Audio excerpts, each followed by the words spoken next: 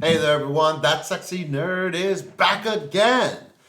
And I'll have to admit to you guys, I'm a little disappointed. I thought, I can't be the only person that thought Nostalgia Critic was going to do Puss in Boots, The Last Wish. You know, I was all ready for that. And he's doing the Despicable Me movies. I mean, again, they're not bad movies. And I enjoy also, I think the thing I enjoyed the most about them is the ride at Universal Studios. Such a fun ride. But yeah, I never really got into all those movies, you know. I always thought the Minions were kind of annoying. But maybe he's making a statement about them. But again, he's doing that style that I don't agree with.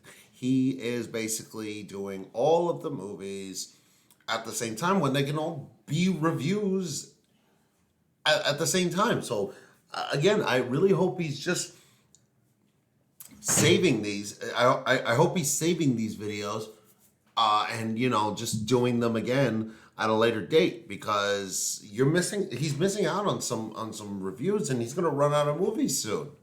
I mean, geez, it's wasted potential. But yeah, I really have no opinion on most of these movies. Like, I mean, they were kind of past my time. And I mean, I saw the first one; it's all right, and I don't think I saw 2 or 3. I don't know how many movies there are. I know I saw that movie Minions. I never saw Rise of Gru though, so I was like, eh. But, you know, hopefully it'll go through all of them. So let's say we get into that. So please smash that like button if you want to see more sexy and nerdy content, and subscribe if you think I deserve it. And let's do this thing, y'all. Hello, I'm the Nostalgia Critic guy. Remember it so you don't have to. So before I get to a certain animated film that surprised people with its growing popularity, I want to talk about Woosa! Fine, I will accept that. I will wait one more week. That was ridiculous, though, because he said it was next. But, hey, keep the anticipation going. I got you, Doug. I got you. Another animated film that surprised people in a similar way. With Illumination Studios about to release one of its biggest, if not its all-time biggest hit, I think it makes sense to look back at the film series that put them on the map, Despicable Me and Minions. When you look at the highest movie franchises of all time, there's several names you'd expect to be on there. Star Wars, Harry Potter, Jurassic Park, and so forth. But another franchise that keeps surprisingly making big bucks are these movies. We see those Minions all over the place. Even other films have mocked how weirdly iconic they've become. We're about to lose our American deities. So this does beg the question, are they worth all the praise? I mean, I don't know anyone who hates these movies, but I don't know anyone who loves them either. Yet they still keep Illumination as one of the biggest animation studios. So what were they doing right that many of us seem to be missing? Well, let's go back to 2010 for the release of their first film, Despicable Me.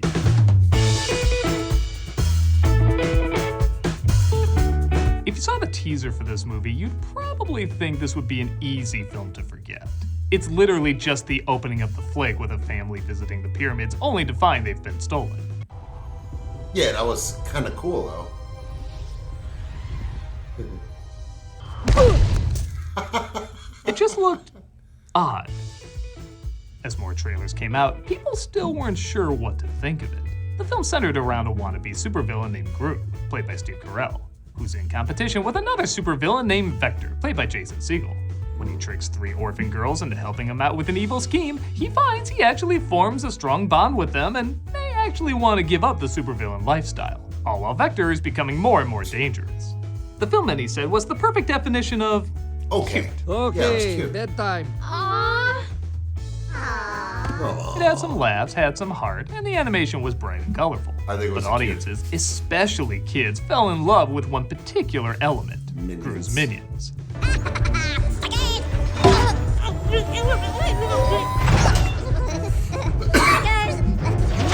Voiced by the film's director, speaking absolute gibberish and leaving most of their humor to visual slapstick, these were the perfect loud, bouncy, and unmistakably distinct comic relief that, let's face it, most likely skyrocketed these films to being iconic. Seriously. Not at all to say the main characters were bad, because they weren't. They were just very safe and predictable. Are these beds made out of bombs? I like the babies. But they are very old and highly unlikely to blow up. But try not to toss and turn. Try not Minions, to though, toss and turn. spoke a language that only kids seem to fully embrace. Similar to when I was a kid and me and my friends all laughed our asses off at Happy Happy Joy Joy. Fair Why enough. was this funny to us as children? It just combined the magic formula of silly, weird, and just a little inappropriate. Yeah. And the Minions seemed to do something similar for kids in 2010. This resulted in the film being a surprise hit, so naturally relate. a sequel was in the works. 3 years later, Despicable Me 2 came out, and Never it's saw gonna this. sound weird, but this was kind of the most important sequel in the series. Really? Because the first film did so well and they knew kids loved the wacky humor, they had to decide in the second one, do these movies try to have a lot of heart, lean heavier into the humor, or try to do a balance of both? This is gonna be all like mostly new to me because again, I've not seen most of these movies. I've only seen two of them. So this is new territory for me. There's no doubt kids loved the first movie, so whatever direction the second one went in, it Oh, but let me know, and let me know in the comments though. Let me know if you want me to actually do a reaction to 2 and 3. I'll happily do it if you guys want me to, to watch them because I'll watch them. Even Rise of Gru. was going to be the roadmap for the What future. the of brand. hell? And yeah, They they went killed with all somebody. jokes. I am Silas Ramsbottom. To the film's credit, it was kind of the perfect time for a just all jokes movie. I can't say 2013 was a bad year, but I do recall people were a little on edge. There was the Snowden stuff, the Boston Marathon bombing, a typhoon in the Philippines. People kind of just wanted to see something light, bright, and colorful, and Really? this movie fit the bill perfectly. Gru is recruited by a spy named Lucy, played by Kristen Wiig, to help her agency recover a dangerous mutagen from an evil genius. At first, he refuses, thinking it'll put his newly adopted kids in danger, but he finds he misses the thrill of action. So he agrees to join Lucy to find the super baddie, and yeah, that's about it. While I can't pretend there's no heart in this movie, it clearly takes a back seat to the humor. And you could argue this is the beginning of the film's kind of becoming unfocused. Because they figured out the Yeah. Minions were the breakout characters, they tried to sneak them in wherever they could, whether it made sense or not. Sometimes they got a laugh, other times they pulled whatever little story was going on to a halt. Like I remember after one of the major action sequences, it suddenly cuts to this.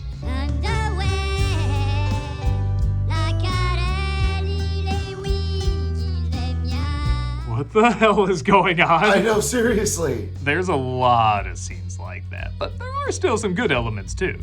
Lucy is a good addition to the cast. She's a pretty fun character, and when it comes to voiceover, I kind of think Kristen Wiig can do no wrong. Yeah, right. Apologize for our methods in getting you here. I don't. I'd do it again in a heartbeat. It gave me a bit of a buzz, actually. There is still a nice connection between Gru and the girls, and them wanting him to find a girlfriend for him and a mother for them. Are you single? Oh, Ah, hey! Even if it is a little fast, but again, this film was mostly about jokes, and the jokes seemed to work well enough.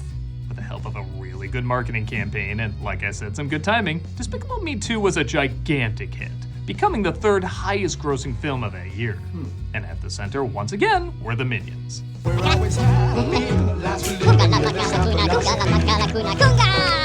Despite not being the main characters, they were officially the face of the franchise, showing up as mascots, toys, countless merchandise. They were all over the place. So finally, Illumination decided to cut out the middle Gru and just give them their own movie. yeah, Minions. Oh, so I thought there was Despicable Me 3. Huh. See, shows how much I know. Barely know any of these movies, man. Minions was released But I in saw this 2015, 2 years after the last Despicable Me sequel. I think a lot of people thought this would be similar to like what they did with the Pirate of the Caribbean sequels down the line. Everyone just wants to see Jack Sparrow, so why not just give him Jack Sparrow? And apparently Jeffrey Rush in both of these. Really? The reaction to this was, a little better than the Pirate sequels, but Yeah. not by much. The film is a prequel showing that since the dawn of time, there have always been minions, searching for someone to serve, but the problem is they suck at it. But that's funny. That is until the 60s when they see there's a villain con. This is a funny idea, but I really don't think cons were that big in the 60s. At least not this big, but who cares, splitting hairs. 3 of the minions named Stuart, Kevin, and Bob. please don't ask me which one is which, they're pretty interchangeable, Yeah. are drawn to a supervillain named Scarlet Overkill, played by Sandra Bullock. She uses them for her own evil deeds, which is fine by them, that's what they wanted. But rather out of I remember how this was. Like, this whole time, they're just building up to them being, and then Gru just shows up at the end of the movie. Yeah, that's why I was like, ugh, what's up with this movie? nowhere, she backstabs them because, again, this series is mainly about jokes and not really about anything making sense. Yeah. And honestly, for about the first half of the movie, it isn't bad. It's not. The jokes are pretty good, with them accidentally killing anyone they work with, greeting this family of future homicidal maniacs. That's funny. And I do forget how hilarious Sandra Bullock can be. All these villains, and yet I still have the bear. Stuffed bear. Why am I holding a bear? I always group her in with that 90s American sweetheart lineup that always felt ungenuine to me, but I do forget she can be very, very funny. This is one of those movies, though, where it's very easy to point out where everything goes downhill. There's a scene halfway through where all they have to do is hypnotize these guards and have them sing a little song.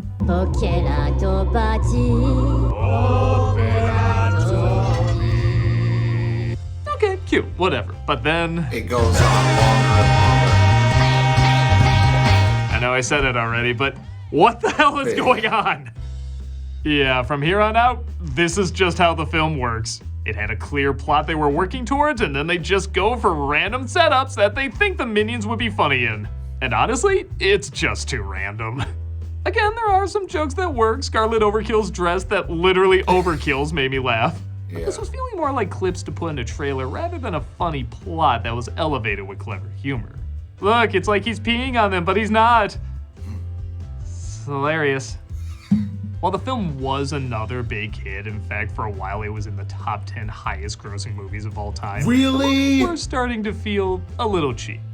Though not in the animation itself, it was still bouncy and weird, and no doubt entertained a lot of kids. That was one of the highest grossing movies of all time? That's how you know we failed as a species, man. That is... man, come on. But people were starting to get a little bit more split about it. No. Like, yeah, I laughed, but that's about it. Nothing really stayed with anyone after seeing the flick. The Despicable Me movies, despite also being very joke-centered, did have the family element to anchor it down. Yeah. To make it about something, even if it wasn't a ton of something.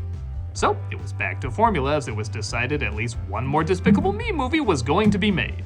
Would it recapture the spirit of the original? Did I see this? No. In 2017, Despicable Me 3 was released, and the consensus seems to be it's the least of the Despicable Me films, but it's not awful. An 80s child star from a show called Evil Brat, voiced by Trey Parker, is obsessed with reliving the good old days and tries to be a supervillain similar to what his character did on his canceled show. Gru and Lucy are called in to take him down, but after things go awry, they're kicked out of the agency. Oh, and also Gru has a brother that looks just like him. Yeah. Oh, and one of the girls is searching for unicorns. Oh, and another girl is on a date with a boy she doesn't like. Oh, and Lucy is trying to figure out how to be a good mother. Oh, and the minions are thrown in jail. Okay, you can already see the problem, right? The focus in these movies has been getting worse and worse, and now it's getting in the way of the more heartfelt moments. Gru, for example, teams up with his brother having ulterior motives, but out of nowhere acts way too mean to him. No wonder Dad thought you were such a failure. This just seems like a lame excuse to have a third act breakup. And on top of that, some of these jokes do feel a little dated. Even the ones that are supposed to be dated. Like there's a lot of 80s exploitation at a time when that was really dying down. Yeah. Honestly, the show he was on has more of a 90s vibe. Doesn't it feel a lot more like Pinky and the Brain? I do think some 90s throwback would have been a little bit more timely and fun. Also an animated film where the villain is playing the song Bad while doing an evil deed. How can you not think of Megamind when you see that? Oh, I never But seen again, Megamind. the film isn't awful. It does at least try to give everyone an arc to go through, some work, some don't. The minions, despite having a B story that accomplishes very little, are very funny. You think they're gonna be eaten alive in prison, but they actually end up owning the place. That's pretty hilarious. Get that back! Then there's just an overall sense of harmlessness. When a joke failed, it didn't make you laugh, but it didn't make you angry either. There was a sense of trying that was coming through. It just once again had trouble keeping its eye on one thing as opposed to a I ton. fell asleep during this That movie. said, the box office still showed this franchise wasn't done yet. It didn't make as much as Minions, but it did make more than its previous sequel. So, logically, let's make a sequel to the one that made more money. Minions Rising. This one I did. Delayed several times due to COVID, Minions: The Rise of Gru was completed in 2020, but didn't come out until 2022. I remember At that. this point, people knew what to expect. This was clearly just an excuse for jokes, imaginative humor, nothing remotely deep, and once again, people were ready to play along. The film picks up 8 years after the last Minion movie as a young Gru, who does not look 8 years older from the last film, takes the Minions in hoping they'll help him be a part of the Vicious Six. Who let the kid in? I thought he was a tiny man. What's wrong with you? Gru does steals it a have to be magical stone 8 from them years? until they change their mind, and all sorts of crazy things happen with that stone, and face it, you don't care. With the Despicable Me movies, you might get a bit of investment if you're lucky, but with the Minions films, you're just here for lazy YouTube clips. But as lazy YouTube clips go, it is better than the last Minions movie. Really? There's some fun moments with characters turning into various animals seen and this movie monsters either. and meeting people to help them control these new abilities. The animation is easily the best it's ever looked in these films. I mean, look at the backgrounds in half of these scenes compared to the backgrounds in the first movie. It's impressive how far the technology has come in what's basically an expensive Tiny Toons flick. Wow. But hey, Tiny Toons made a flick that was nothing but jokes and was kind of fun, and That's this true. is similar. Rather than pretend the films are not unfocused, in this one, they just lean heavy into it. There's a sequence where all they have to do is fly to get to the main villains, but this turns into a whole routine where we see them as 70s pilots and flight attendants, and it could easily be cut out. However, you would miss some good laughs.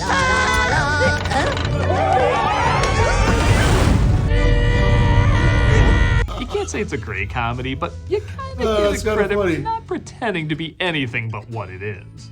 And nowhere was that better demonstrated than with an unexpected trend called gentle minions. Groups of teen boys would dress up in suits and attend the film as if they were seeing the most serious movie ever produced by humans. Sometimes it got a little out of control, like some would scream and throw bananas at the screen, but the fact is these kids knew what kind of film they were going to see, and had fun with it. It wasn't like Morbius, where it turned into a meme because they were criticizing what a waste of time it was. This was turned into a meme because they were celebrating what a waste of time it was.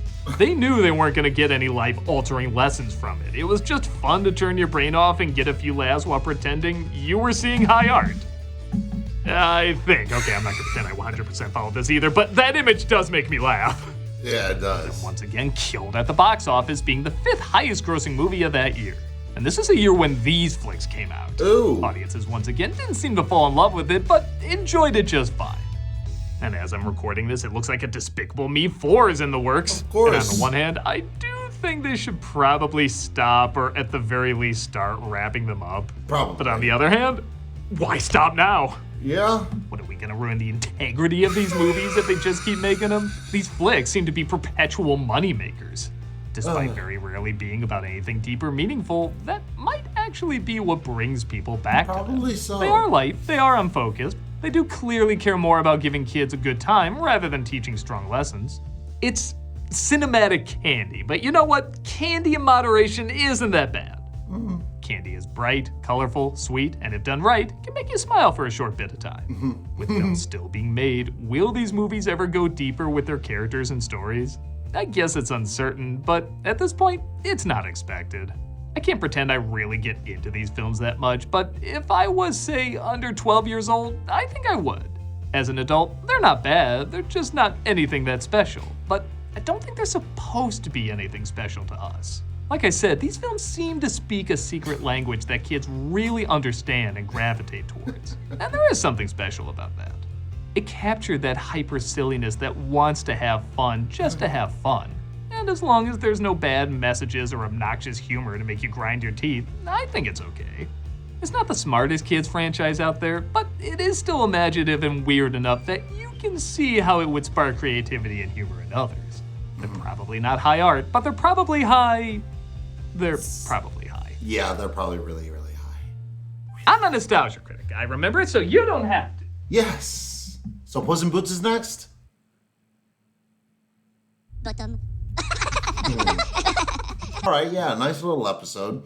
I do agree. Actually, I kind of did like this episode because of the fact that it gave me so many ideas. Like, guys, do you want me to bring my nephew back? I know some of you have watched some of my video with him coming on to the Mickey's Christmas Carol. So I don't think he's seen Despicable Me. So I don't know. Sound off in the comments below. If you want me to watch these movies myself or you want me to bring my nephew onto them, let me know in the comments. I mean, there's not much I got to say on these movies because, again, I have to watch them myself. But, yeah, let me know in the comments and we'll see if we can get I can get them out to you. So all you got to say is please smash that like button if you want to see more sexy and nerdy content and subscribe if you think I deserve it. And I'll see you all in the next video.